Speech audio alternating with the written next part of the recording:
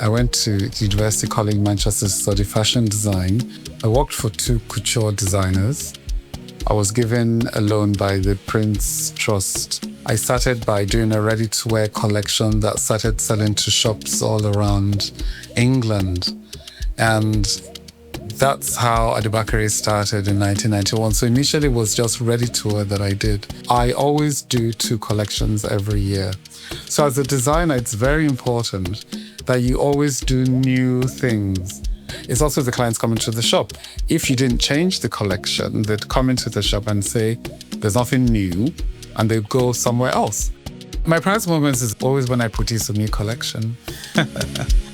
So when the ready-to-wear started descaling, because due to the recession, a lot of shops started closing down, I gravitated towards couture, which was made to measure private wear for clients. And that's when I opened an atelier in Mayfair in London.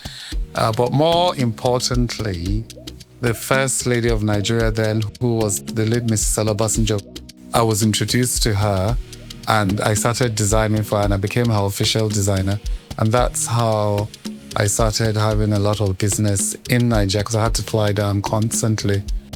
So a friend of mine, Bolahan Falaye, said, oh, you seem to come to Nigeria a lot, in Lagos too, and perhaps you should have a shop here. And at the time I did say I wasn't really looking to set up in Nigeria.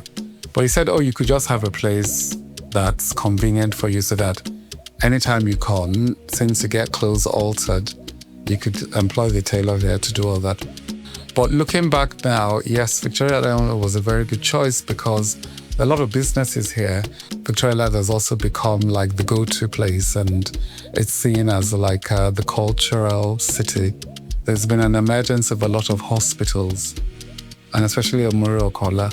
So there's a lot of people who have opened hospitals and I learned Nigeria is now like a medical destination. One thing that I'd say that has served me well, I do a lot of shows in other African countries because when you do fashion shows abroad, it opens up your brand to other countries and other people. And then coming back to Nigeria, Nigeria is such a wonderful country.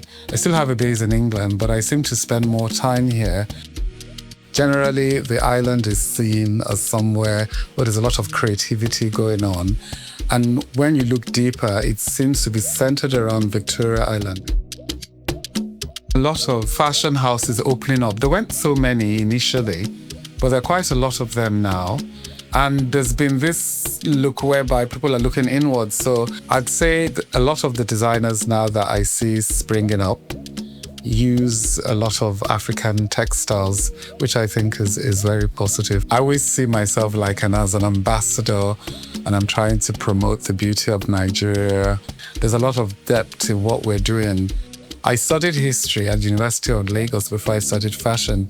So a lot of my things always seem to have a lot of historical references and if I'm going to use this fabric, I want to know about it and the origin. It's very good if you can study it. But if you can't study it, then you can also apprentice under somebody. Then you'll understand the ropes better. Looking at the fabrics, getting inspired, making it, marketing it, and getting people aware, and then creating a signature. All these things take time. And when you look at Lagos and you see Victoria Island, yes, it's a commercial hub because the businesses are here as opposed to Ikoyi that's more residential. So Victoria Island generates a lot of revenue. And so I'd say, yes, it definitely is the crown jewel of Lagos on Nigeria.